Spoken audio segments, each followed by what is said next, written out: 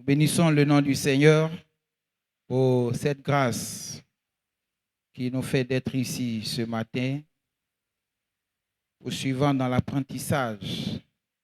Je voudrais bénir le nom du Seigneur pour notre papa.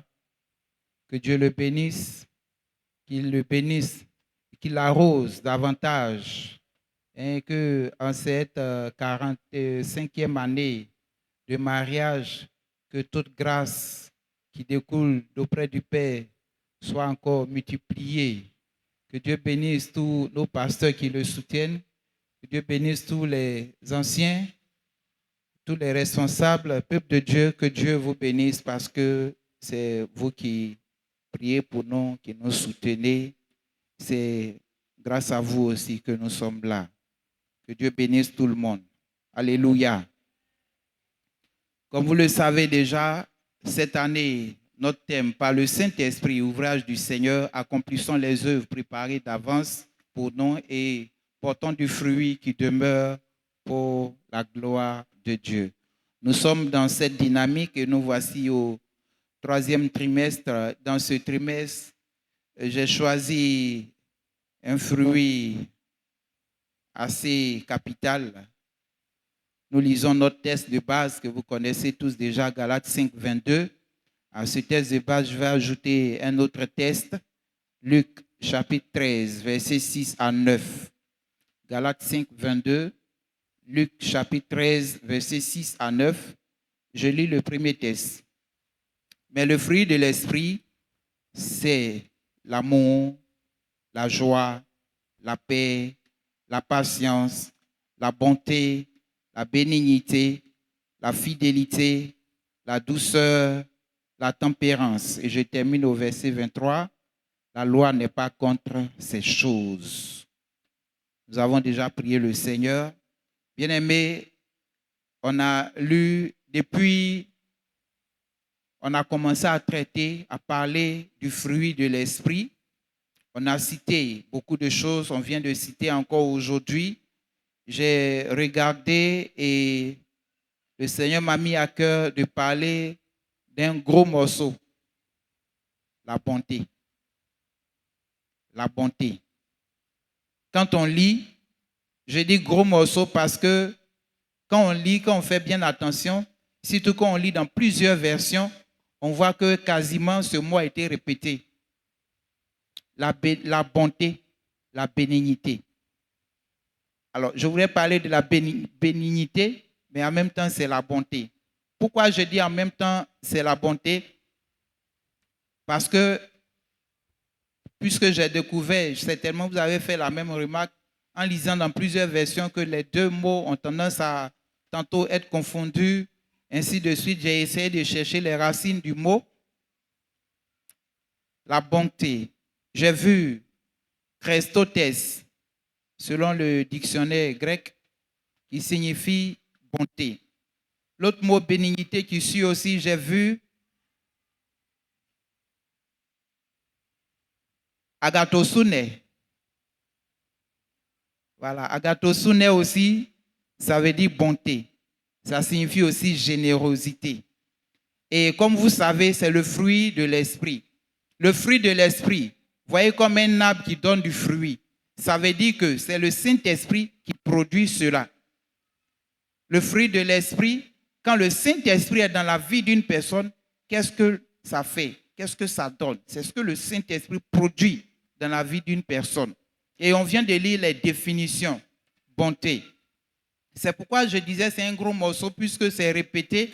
Et vous allez remarquer que la bonté, sinon le terme bon, qui est la racine, se trouve presque partout dans la Bible, depuis la Genèse. Depuis la Genèse. Alors, qu'est-ce que ça veut dire? Donc, j'ai donné l'étymologie. Qu'est-ce qu'on peut retenir? Bonté, c'est une qualité morale qui pousse à faire le bien, qui pousse à être bon pour les autres, à être amable, à être gentil. Gloire à Dieu. Une qualité qui te pousse à l'amabilité, à la gentillesse. Hein? C'est le fait de manifester la bonté. C'est être bon pour les autres. C'est faire du bien à autrui. C'est être généreux. C'est ça, la bonté. C'est ça, la bienveillance. C'est ça la bénignité. Et comme je disais, depuis les origines, bon, bon, bon, ça sonne partout.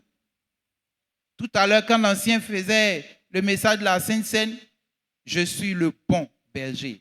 Bon est sorti encore. Toujours bon.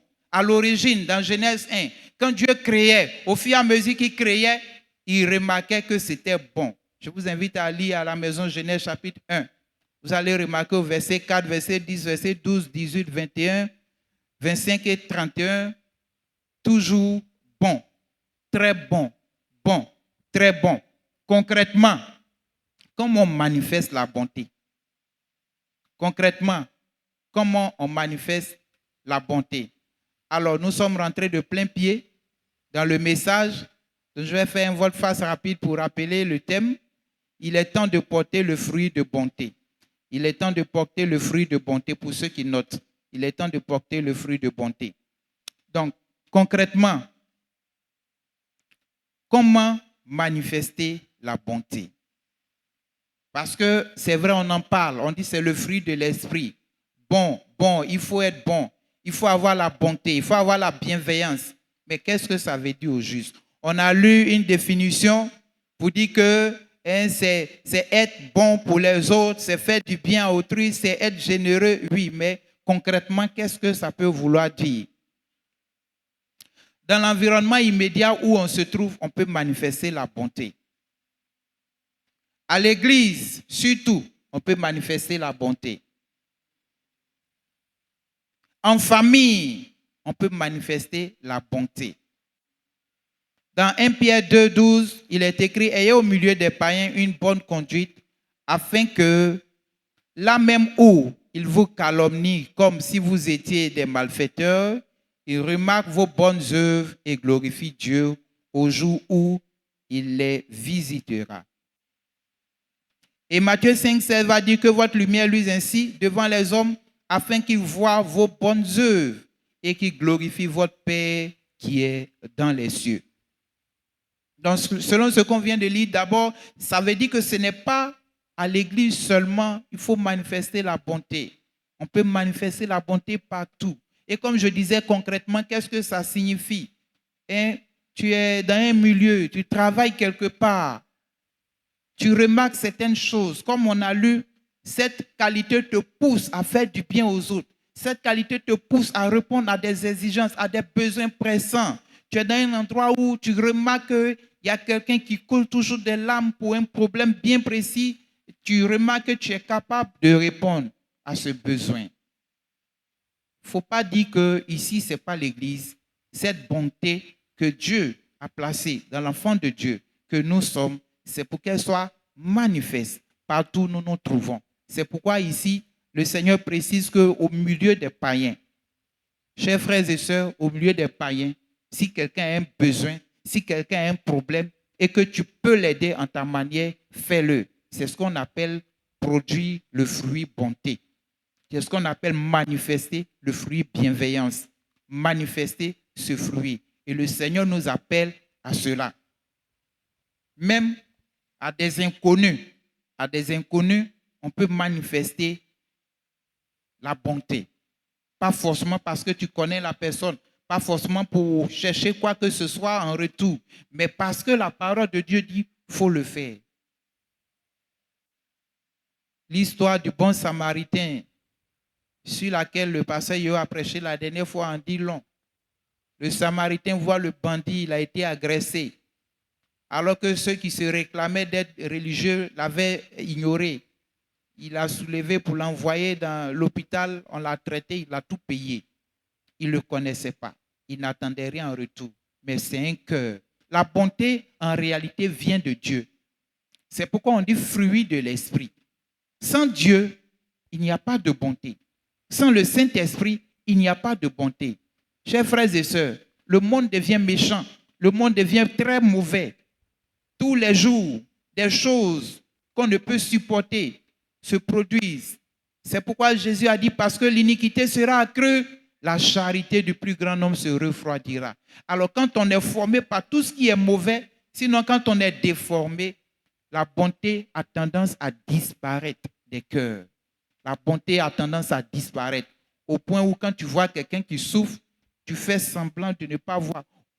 Le plus souvent même, on est même plus sensible à quoi que ce soit. On dépasse la personne. Frère, la bonté, fruit de l'esprit. La bonté, c'est ce que le Saint-Esprit produit dans le cœur d'une personne. Alors, si la bonté ne se manifeste pas chez toi, on va se poser la question, est-ce que celui qui produit est en toi? Est-ce que le Saint-Esprit est en toi? En famille, il ne faut pas dire eux, ils ne sont pas encore convertis. Parce qu'ils ne sont pas convertis, tu ne peux même pas payer pain pour ta maman. Tu ne peux pas soutenir ton frère, ta soeur.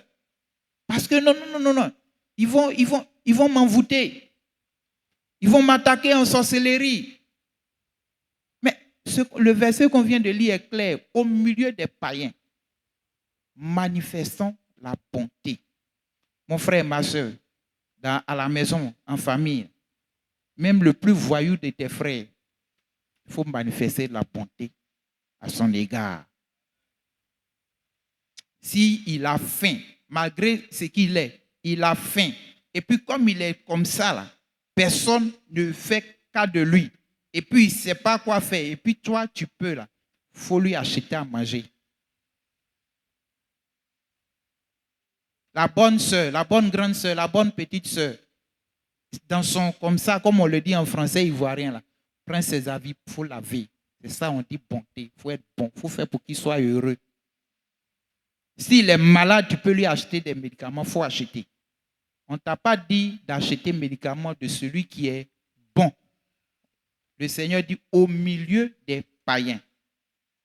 Pour qu'on puisse remarquer cette bonne œuvre. La Bible dit qu'au moment où le Seigneur va les visiter, ils vont glorifier Dieu.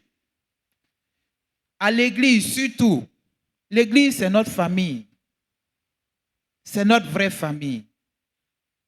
Et sincèrement, il y a beaucoup qu'on peut faire à l'église pour manifester la bonté. Quand on parle de manifester cette bonté ou cette bienveillance-là, ce n'est pas forcément de l'argent. Tout le monde est en même de faire quelque chose pour rendre l'autre heureux. Tout le monde peut faire quelque chose pour rendre l'autre heureux. Peut-être toi, tu n'as pas d'argent, mais tu es en bonne santé, tu as les bras. Tu as des bras, tu es valide. Hier, nous étions au mariage. Il y a des soeurs qui se sont rendues disponibles pour servir la nourriture. Mais bien avant, il y a d'autres qui certainement s'étaient rendus disponibles peut-être pour faire la mise en place. Peut-être quand il s'est agi d'acheter, d'autres étaient défaillants. Quand il s'est agi de payer pour les services, pour les tréteaux et autres, mais d'autres se sont portés certainement volontaires pour la mise en place. Et les sœurs se sont portées volontaires pour distribuer.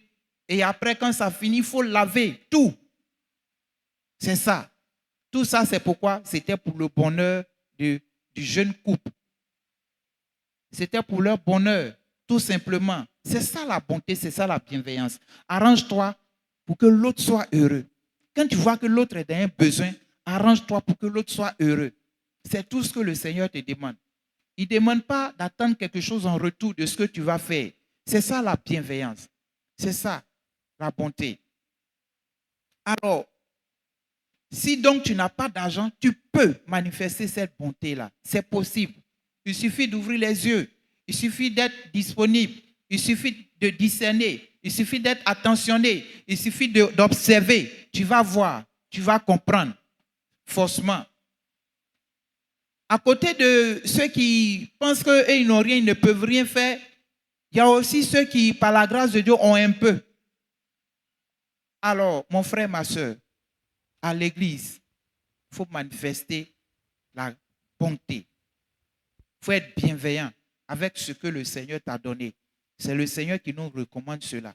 D'ailleurs, plus loin, on verra que c'est par la grâce de Dieu si quelqu'un est apte à répondre. Alors, même à l'écodime, on peut manifester la bonté. Quand les rentrées académiques arrivent, il y a des enfants qui n'ont pas les parents ici. Mais à l'écodime, là-bas, on achète cahiers.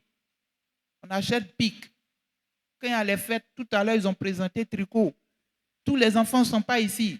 C'est la bonté. que le Saint-Esprit produit en nous, là, qui nous pousse à vouloir payer un cahier pour qu'un enfant apprenne, un tricot pour qu'un tout petit fasse la fête, se réjouisse avec ses amis. C'est la bonté, on peut la manifester à l'école. Pendant les rentrées scolaires, il y a beaucoup qui pleurent. Des femmes pleurent, des hommes pleurent. C'est la rentrée, c'est difficile. Déjà à la maternelle, les parents ont des soucis. Au primaire, on n'en parle pas. Au collège, on n'en parle pas. Après le bac, c'est encore grave. Frères et sœurs, dans cette église, il y a forcément des gens que Dieu a positionnés pour que tu puisses regarder un peu à côté. Ne marchons pas comme les païens. Les païens dans ce monde, c'est l'individualisme qui prend leur tête. Mais toi, tu appartiens à une famille céleste. Tu appartiens à Jésus. Et les enfants de Jésus sont à côté. Il ne faut pas toujours penser à remplir ton compte, à te préparer. Jésus n'a-t-il pas dit que celui qui va chercher à gagner sa vie la perdra? Celui qui va chercher à tout faire pour se sécuriser lui-même, il ne pense pas à l'intérêt de Dieu. L'autre pleure ou pas. L'autre peut-être il manque 10 000 francs pour son inscription. Personne. Et des femmes pleurent. Et des enfants pleurent. Souvent, il faut causer un peu. Il faut parler un peu avec les gens. De là aussi, tu peux voir comment manifester la bonté. Tu vois les élèves, tu vois les enfants. Il faut faire exprès. Bonjour, ça va? Il ne faut pas avoir peur. Il ne faut pas dire qu'ils vont me contaminer. Il ne faut pas dire, attention, je ne vais pas permettre, ils vont me voir et puis toujours, ils vont me demander. De toutes les façons, ils ne feront que demander, ils ne pourront pas t'obliger à quoi que ce soit. Et tu pourras rejoindre, tu pourras plutôt répondre dans la mesure du possible. Quand la rentrée arrive, les élèves souffrent. Manifestons de la bonté. C'est à tous les niveaux de l'Église. À la jeunesse, là encore, c'est difficile. Beaucoup sont là. Il y a plusieurs points sur lesquels on peut parler de cette bonté, mais je vais prendre un seul point, le mariage par exemple. Quand les jeunes se marient, peut-être que tu es là, tu peux aider. Tu peux aider, certainement tu peux aider. Mais quand on dit en mariage, tu ne penses même pas qu'ils sont engagés dans de sérieuses dépenses. Tu ne penses même pas qu'ils sont dans des problèmes, dans des difficultés. Peut-être que tu as déjà passé par là, tu as connu les difficultés. Ou alors peut-être que toi, Dieu t'a fait la grâce. Tu n'as pas connu ces difficultés. Mais je veux te dire que quand ça arrive, il y a des gens qui pleurent pour une robe de mariée. Il y a des gens qui pleurent pour la tenue d'un homme simplement, pour les chaussures. Il y a des gens qui pleurent. Quand ça arrive, comment avoir, ne serait-ce que l'élément essentiel, l'anneau. C'est difficile, c'est compliqué. Alors le fait qu'il y ait beaucoup de mariages ici par la grâce de Dieu ne doit pas nous mettre dans un état où on voit et puis bon, on pense que tout va aller sur des roulettes. Si tu veux vraiment manifester de la bonté, de la bienveillance, si tu veux vraiment que l'autre soit heureux, quand tu apprends, on dit telle personne va se marier, s'il te plaît, écoute la voix du Seigneur. Il faut approcher, il faut demander ça va, est-ce que ça va? Ça là, c'est un code. Il ne faut pas avoir peur. Est-ce que ça va? Est-ce que ça va? Normalement, la bonté que le Saint-Esprit produit en nous doit te pousser forcément à faire quelque chose. Un geste, seulement un geste dans le mariage de tel frère. Seulement un geste. La Bible dit que le mariage soit honoré de tous. Tel que c'est formulé, on ne voit pas directement que c'est un ordre, mais c'est un ordre. C'est un ordre. Que le mariage soit honoré de tous. Donc tous ceux qu'on présente ici, par exemple, tu peux passer par là pour manifester de la bonté à l'égard de la jeunesse. Que le Seigneur soutienne ceux qui vont prendre cet engagement aujourd'hui. Il n'y a pas que la jeunesse, même au niveau des AOC. Quand les fêtes approchent, savez-vous qu'il y a des femmes qui pleurent parce qu'on n'aura pas un complet d'habits pour blaguer les enfants? Savez-vous qu'il y a des femmes qui pleurent parce qu'on n'aura pas un peu de poulet pour blaguer les enfants? Parce qu'on n'aura pas du riz, on n'aura pas de l'huile. Et nous sommes tous du corps du Christ. Souvent chez nous, il y a de la nourriture en abondance. On ne pense même pas à celui qui est à côté.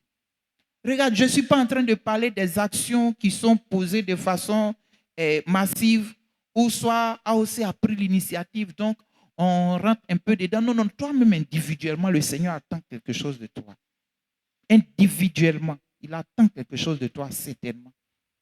Toi seul, on n'a pas dit ce que le groupe a lancé. Et puis on va appeler les mamans un peu ici, et puis on va faire la masse là. Ce n'est pas de ça que je parle. Je parle du fruit qui est en toi. Ce que le Saint-Esprit a mis en toi, qui doit produire. Le dépôt du Saint-Esprit qui est en toi, qui doit se manifester. C'est de cela que je parle. C'est de cela qu'il est question. Tu regardes chez toi, souvent tu manges même, il y a beaucoup qui se gâtent. Mais est-ce que tu sais qu'il y a beaucoup qui ont faim? Nous sommes de la même église. Tu vas dire, mais je ne sais pas. Oui, tu ne vas pas le savoir. Parce que quand on dit Amen, tu ne cherches pas à dire bonjour ma soeur, comment tu vas?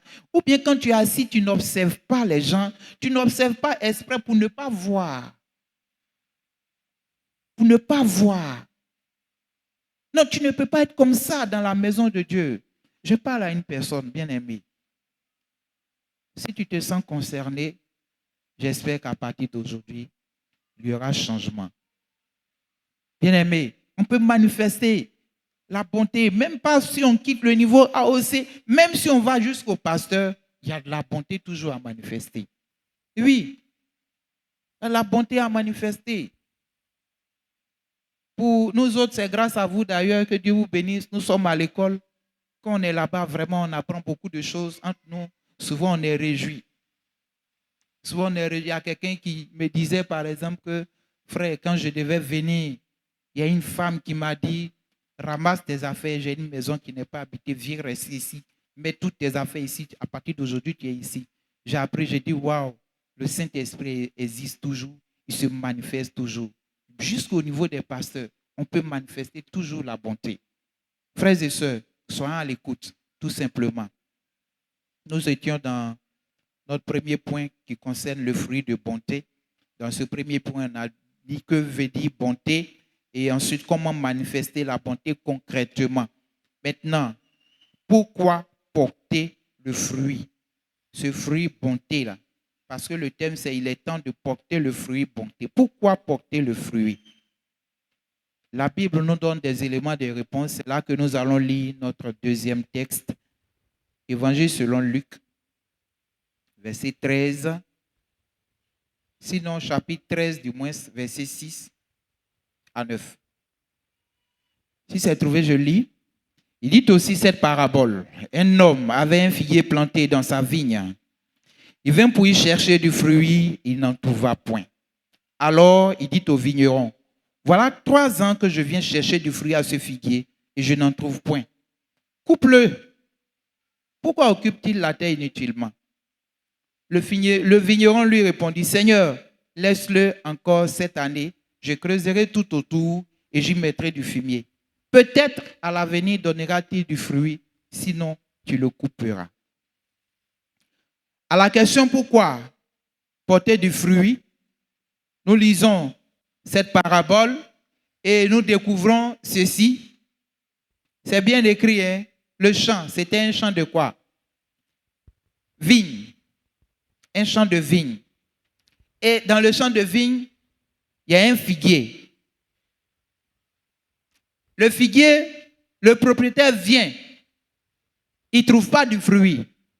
Ça veut dire quoi? Il est venu, il dit voilà 3 ans. Il est venu première année, il n'a pas eu du fruit. Il est parti.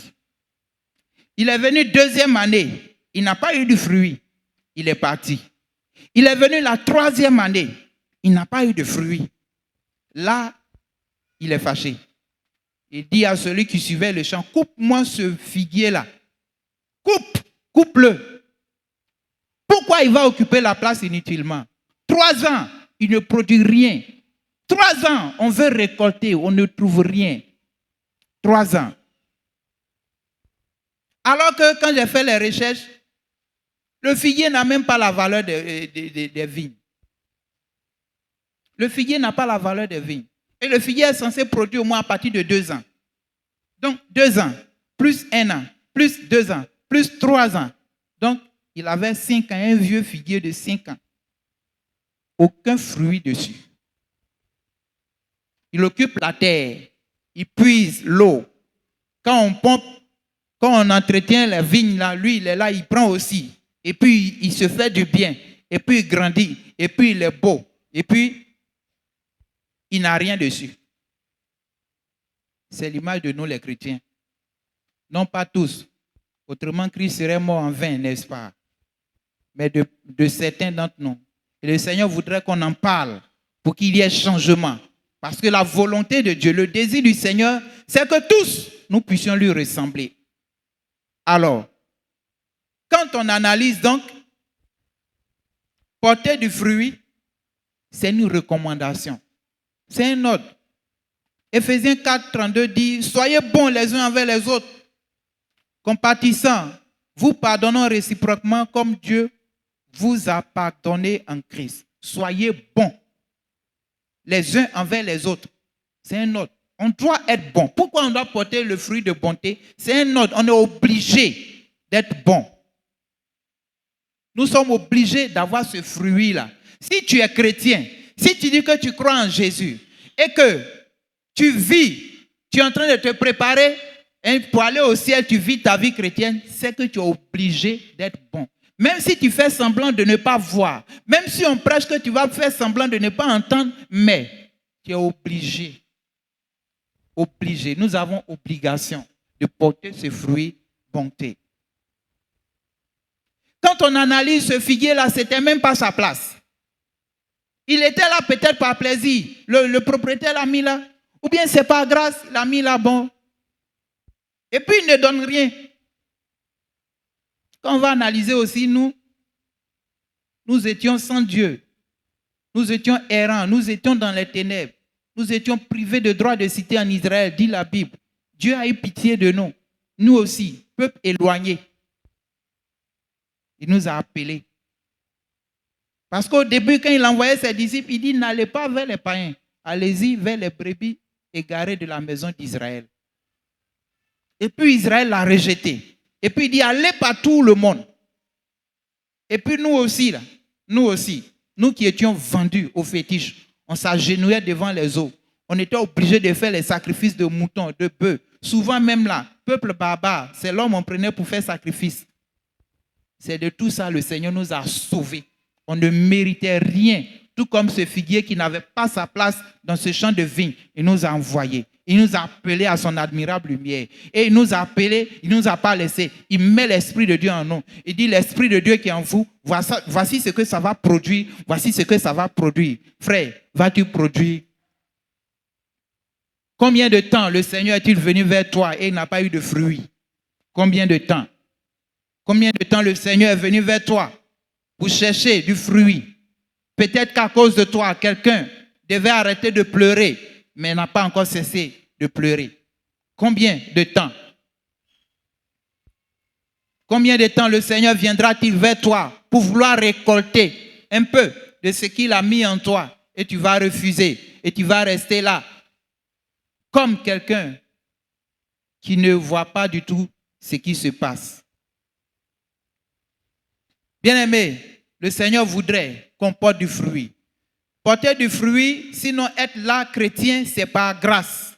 Et si aujourd'hui tu es apte à apporter assistance à quelqu'un, c'est par grâce.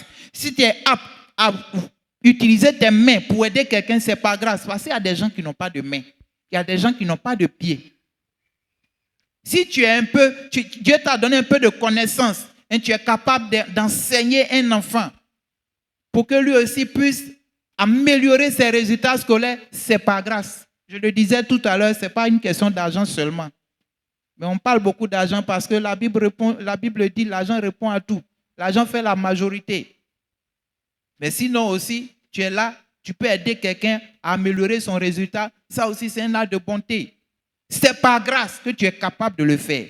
C'est par grâce que tu es capable d'aider une famille. C'est par grâce que tu es capable d'aider un jeune. C'est par grâce, c'est simplement par grâce. Sinon, tu ne méritais pas cela. Regardons un peu dehors, suivons un peu l'actualité. Ils font la grève souvent, les doctorants. Ils ont doctorat et puis ils n'ont pas de travail. Peut-être toi, tu n'as même pas de doctorat, mais tu travailles. N'est-ce pas la grâce de Dieu, ça? Il y a des gens qui ont payé des millions pour avoir concours. Ils n'ont pas eu, ils ont perdu leur argent. Le travail que tu as là, c'est par grâce. Et c'est par ça Dieu aussi veut que tu manifestes la bonté envers les autres.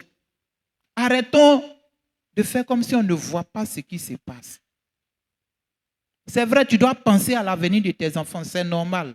Mais ça ne veut pas dire que tu vas oublier tout. Regarde, il y a des gens là, écoutez-moi très bien, il y a des gens là, ils vont venir t'aider à ramasser ton sac, tout ça, c'est bien. Ils ont manifesté la bonté. Mais en réalité, Dieu les attend pour qu'ils mettent la main à la poche aussi. Ils ne vont jamais le faire. Réponds-toi si tu es là. Oui.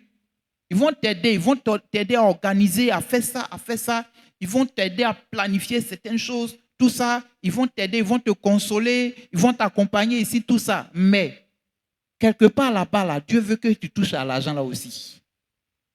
Il faut toucher. Il faut donner. Pas pour attendre quelque chose en retour. Donne, manifeste la bonté. C'est tout ce que le Seigneur demande. Sinon, un jour, tu risques de venir tout souriant devant le Seigneur. Il va dire non.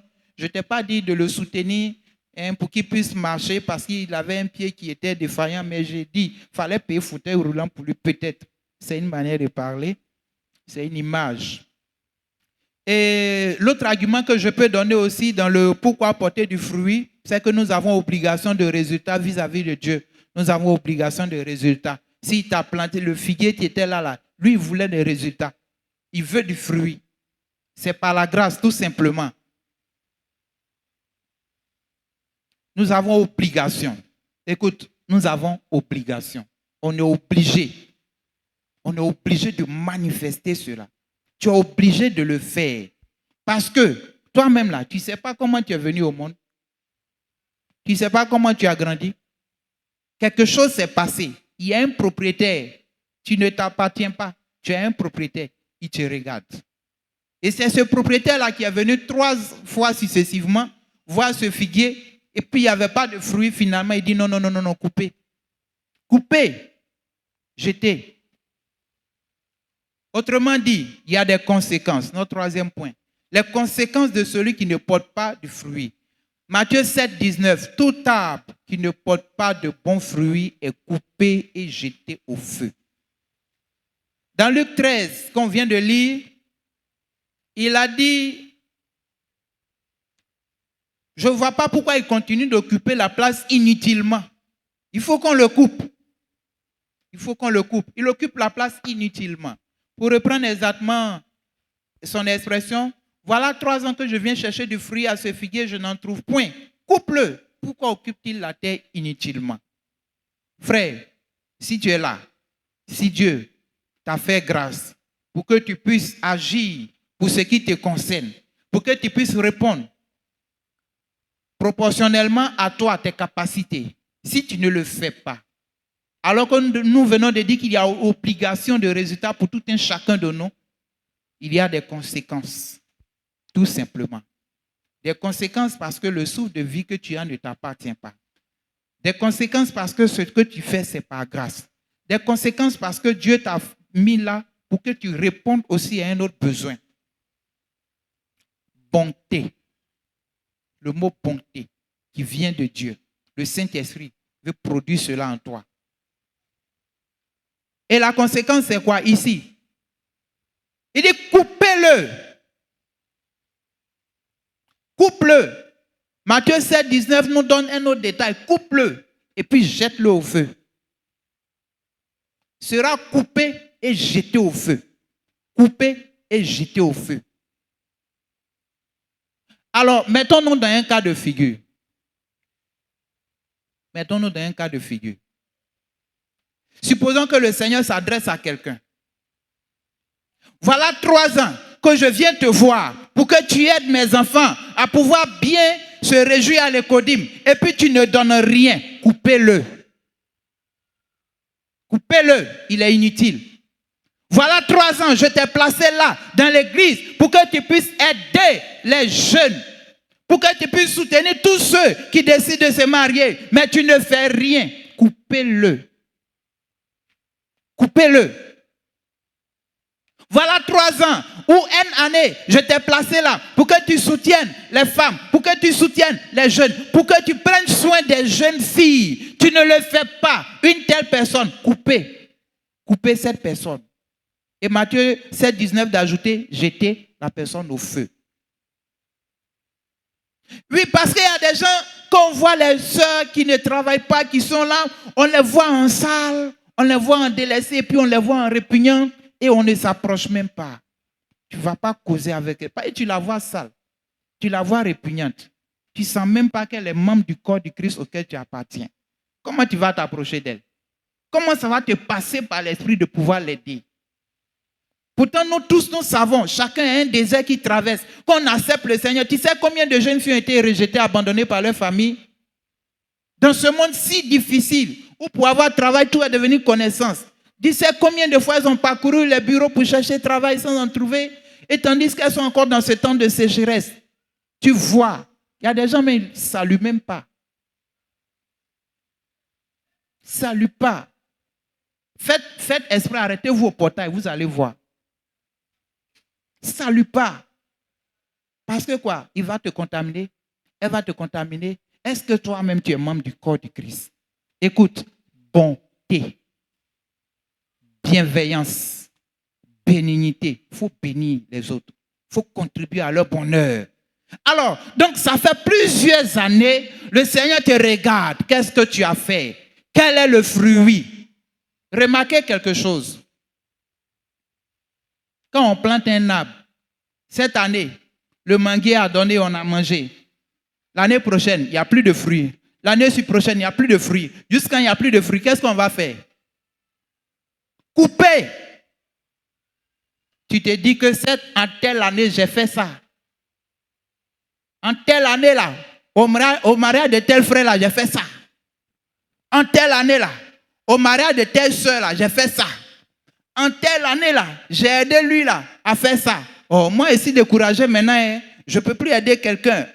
Ah, frère, le fruit qui est produit, le fruit qui est produit en chaque saison, voilà un vrai arbre, voilà un bon arbre.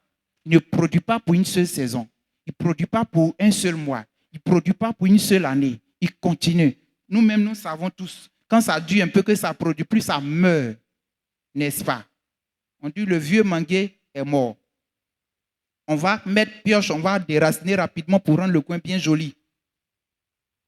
Frères et sœurs, il est temps de porter du fruit. Il est temps de porter du fruit. Peut-être qu'il y a longtemps, tu es resté là comme ça, mais aujourd'hui, écoute, tu as obligation de résultat. Obligation de résultat. Et le Seigneur te regarde. Il y a longtemps, il te regarde. Il y a longtemps, il t'observe. Il y a longtemps, il attend de toi que tu tendes la main. Ce que je dis là, ça concerne nous tous. Parce que si je dis que je suis pasteur, et puis je suis là, et puis j'attends qu'on vienne me donner l'argent seulement. On vient me donner l'argent seulement. Moi aussi, là, ça me concerne. Oui, oui. Parce que tu tends ta main pour prendre seulement. Il faut sortir pour aider les autres. Aidons. Mon frère, il faut aider. Ma soeur, il faut aider. C'est ça. On va lire Jean 15. Je suis le vrai cep et mon père est le vigneron. Verset 2.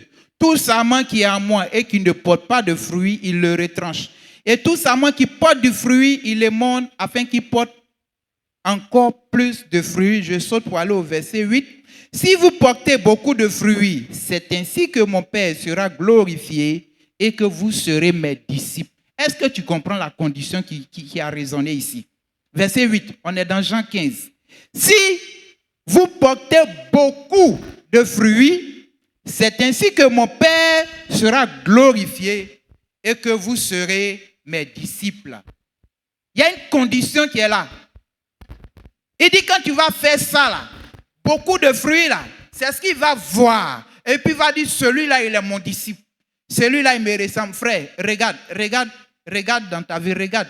la quantité de bonté que tu as manifestée depuis que tu es chrétien baptisé, ancien chrétien, vieux chrétien, tu as même de manifester.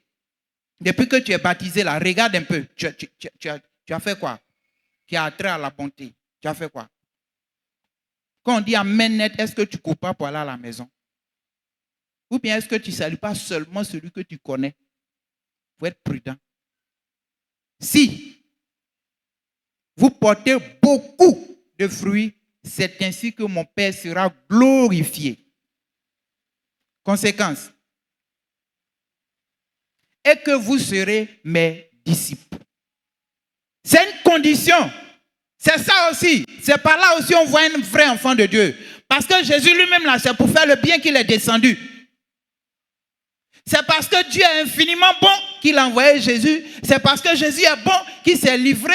Et c'est parce qu'il est bon qu'il a donné le Saint-Esprit. Et le Saint-Esprit qui est bon aussi, son rôle c'est de produire cela en nous. Ça est en nous. Ça est en chacun de nous. C'est nous-mêmes le problème. On ferme les oreilles. On ferme le cœur. Mais, attention, coupez-le. Jetez-le au feu. Rappelons-nous de cela. Coupez-le. Jetez-le au feu. La rentrée arrive bientôt. Coupez-le. Jetez-le au feu. Bientôt la rentrée arrive. Coupez-le, jetez-le au feu. Bientôt les fêtes de fin d'année vont suivre. Les enfants, les veuves, les orphelins, les pauvres, en griffe. Parce qu'en Christ on est riche. Mais attention, coupez-le, jetez-le au feu. Il ne faut pas que ça résonne à ton sujet. Et aussi, je pense qu'on a tout à gagner à manifester cela parce que c'est en cela que notre Père sera glorifié. C'est en cela aussi que nous serons disciples à l'image de celui qui nous a aimés, de celui qui a tout abandonné. Il dit, je donne ma vie. Il dit, je vous donne aussi ma paix. Pas comme le monde donne, mais je donne ma paix. Il dit, je donne ma vie. Personne ne m'oblige, mais moi-même je donne. Il ne faudrait pas qu'on t'oblige également. Sans ce qui est bon, sans la bonté, la vie ne vaut pas la peine d'être vécue. Alors que chacun s'efforce donc à produire de la bonté continuellement. Que chacun s'efforce à produire de la bonté continuellement, autant que cela dépend de lui. Ainsi, nous donnerons goût à la terre. Nous donnerons goût à la terre. Car Jésus a dit, nous sommes le sel de cette terre de méchanceté, cette terre d'individualisme, cette terre de chacun pour soi, comme on le dit en français ivoirien, cette terre-là, manifestons. Et alors, nous donnerons ainsi goût à ce monde déchu. Jésus ne dit-il pas que nous sommes le sel de la terre? Et n'oublions pas que nous avons aussi obligation de produire ce fruit pour éviter d'être coupé et jeté au feu. Et dans cette question, il y a deux personnes. Comme on l'a lu tout à l'heure, celui qui produit déjà, le Seigneur les monte afin qu'il porte encore plus de fruits. Mon frère, ma soeur, pour toi qui agis, pour toi qui interviens, pour toi qui fais dans le secret, ce matin, le Seigneur voudrait que tu entendes. Le Seigneur te montre. Le Seigneur te libère de tout ce qui est faiblesse. Ce que ton cœur veut faire plus. Ton cœur veut faire au-delà. Mais souvent, tu sens comme des contraintes ou bien tu es limité. Mais à cause de ta bonne disposition, la Bible dit le Seigneur te montre ce matin. Le Seigneur enlève les difficultés ce matin. Le Seigneur enlève tout ce qui te lie ce matin. Ce qui t'empêche de faire encore plus, le Seigneur enlève. Le Seigneur veut enlever cela ce matin. L'autre côté, ce que je ne souhaiterais pas, c'est que celui qui est là, qui croise les mains aussi, il est coupé ou jeté au feu. On va réfléchir ensemble. On va baisser la tête, on va réfléchir ensemble sur ces quelques paroles. On va réfléchir. Est-ce que tu es de quel camp? Est-ce que tu es du camp de ceux-là même qui agissent dans le secret, qui imitent Jésus? Jésus a dit, mon Père agit jusqu'à présent, moi aussi j'agis. Est-ce que tu es de ceux-là qui agissent dans le secret et qui veulent toujours faire quelque chose pour que l'autre aille bien? Si tu es dans ce lot-là, attends-toi au Seigneur qui promet aussi te monter, qui promet enlever toutes tes difficultés, il promet t'élever, il promet te donner des largesses, il promet te grader, il promet te donner encore plus de force ou encore plus de fonds. Est-ce que tu peux te disposer? Dispose-toi et commence à parler à ton Seigneur. Si tu étais là aussi et que tu ne voyais absolument rien, tu vivais selon toi-même, tu te préoccupais de toi seul, de ta vie, ou bien de ta famille, de tes enfants seulement. Alors si toutefois tu as pris la décision de voir autrement les choses, tu vas te recommander au Seigneur, tu vas prier le Seigneur. Prie le Seigneur, bien-aimé. Prie le Seigneur, prie le Seigneur, prie le Seigneur. Prie le Seigneur, prie le Seigneur. Alléluia. Tu es bon, Jésus. Tu es bon, Seigneur. Tu es bon, tu es bon, tu es bon. Et Jérémie n'a pas manqué de nous révéler cela, que les bontés de l'Éternel ne sont pas épuisées. Tes compassions se renouvellent pour nous chaque jour. C'est pourquoi nous sommes encore sur la terre des hommes. Merci Seigneur. Merci pour ce cœur. Merci pour cette femme. Merci pour cet homme. Merci Seigneur pour la bonne disposition dans la vie de mon frère, dans la vie de ma soeur. Merci Jésus. Merci Jésus. Merci Jésus. Que la gloire te revienne Seigneur. Que la gloire te revienne Jésus. Que la gloire te revienne Jésus. Que la gloire te revienne Seigneur. Oh Jésus, merci Seigneur. À partir d'aujourd'hui, pour celui qui veut changer, tu touches son cœur. Tu touches son cœur. Tu enlèves le contraire de ce qui est bon. Tu enlèves ce qui est méchant. Tu enlèves ce qui est mauvais. Tu enlèves ce qui est nul. Seigneur, nous te supplions. Seigneur, agis dans la vie de tes enfants que nous sommes, Seigneur, au nom de Jésus-Christ de Nazareth. Donne gloire à ton Seigneur, notre Père et notre Dieu. Alléluia. Merci, Seigneur. Je vais lancer un appel pour tous ceux qui, à partir d'aujourd'hui, veulent prendre l'engagement de changer leur manière de faire. Ils vont se tenir debout et le pasteur Eba va prier pour eux. Et quand il aura fini, notre pasteur principal va remercier Dieu pour nous tous. Alors, est-ce que quelqu'un, à partir d'aujourd'hui, veut faire plus? Veut que le Seigneur lui donne de faire plus? Est-ce que quelqu'un, à partir d'aujourd'hui, a vu que à partir d'aujourd'hui, je vais commencer à faire le bon, faire le bien. Tout ce que je peux faire pour aider, pour que les autres soient bien heureux. Vous avez prié de bien vouloir vous tenir debout, s'il vous plaît. Et le pasteur Eva va prier pour vous. Quand tu l'auras fini, le pasteur Ake va rendre grâce pour la vie de tout le monde. Bien-aimé, je voudrais que tu prennes au sérieux ces moments. Pour toi qui t'es tenu debout, je voudrais que tu prennes au sérieux ces moments. Parce que je suis convaincu qu'à partir d'aujourd'hui, beaucoup de choses vont tomber. Des charges vont tomber, des poids vont tomber. Tu seras léger pour servir le Seigneur à partir d'aujourd'hui. Prends ces moments au sérieux.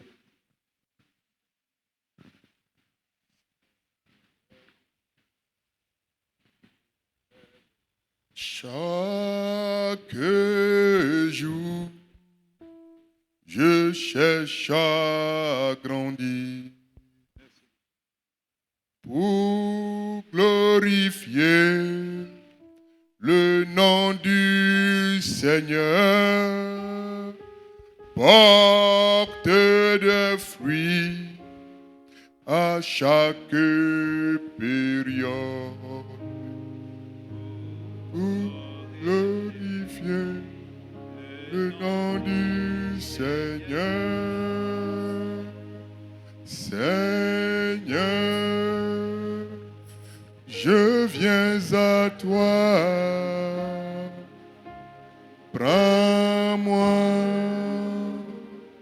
tel que je suis. Seigneur,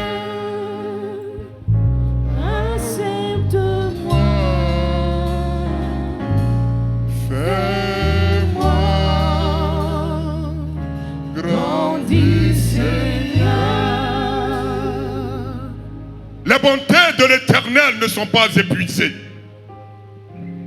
Ses compassions ne sont pas à l'éternel. Mais elles se renouvellent chaque matin. Preuve, c'est qu'en ce jour, Père Céleste, nous avons vu tous des bontés se renouveler dans nos vies.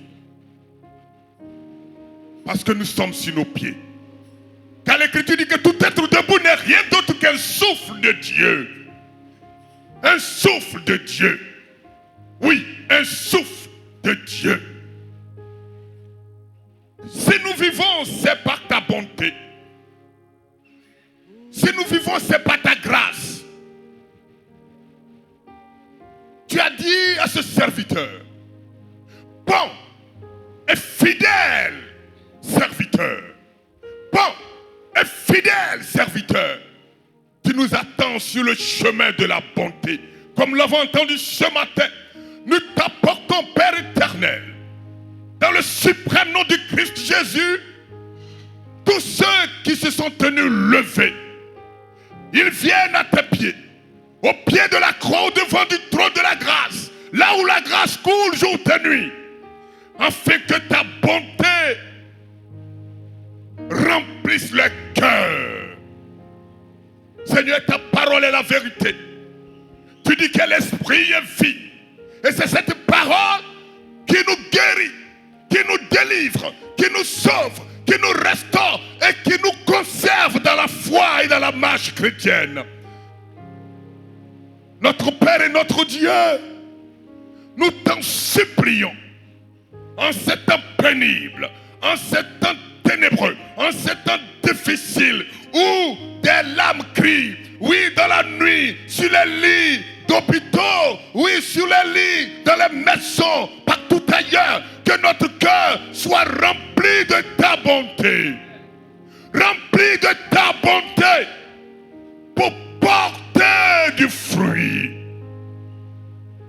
Nous voulons porter du fruit. Ta parole dit que sans cela, que nous serons tes disciples. Cela est fondamental. Cela est important. Et tous, sans exception présents ici, nous aspirons, dans le suprême nom de Jésus, à être les disciples de Jésus-Christ. Marche à ta suite, afin que tu vives ta vie en nous. Viens. Viens, Esprit de Dieu. Viens. Tabernacle Christ en nous. Fais vivre Christ en nous, afin de porter du fruit. Nous comptons sur ta grâce et ta bonté. Nous savons que tu es fidèle. Fidèle est ton nom. C'est pourquoi ce matin tu nous interpelles.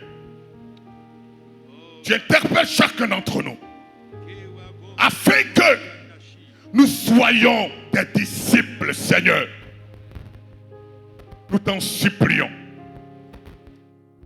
Nous t'en supplions, Seigneur. Ne nous coupe pas. Ne nous coupe pas, Seigneur. Nous t'en supplions, ne nous coupe pas. Aide-moi à porter du fruit. Émonde-nous. Émonde-moi, Seigneur. Le premier, notre Père et notre Dieu. Émonde ma frère, ma soeur. En second. Émonde-nous, Seigneur, et donne-nous de porter du fruit.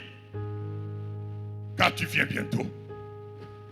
Tu viens chercher une église sans tache, ni ride, ni rien de semblable. Jésus, tu reviens.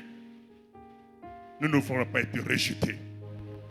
Nous ne voulons pas que tu dises après, arrière de moi, vous qui commettez l'iniquité, je vous ai point connu. Nous voulons porter du fruit. Dès ce matin, que l'Esprit de Dieu touche chacun d'entre nous ici présents. Que chacun ressorte de ce lieu, touché par l'Esprit de la grâce. Afin que nous disions tous, l'Éternel, Jésus nous a parlé. Jésus nous rappelle. Jésus nous donne l'ordre de porter du fruit. Merci Père. Bénis ton serviteur. Que la gloire et l'honneur te reviennent. Dès maintenant et à toujours. Au nom suprême de Jésus-Christ. Amen.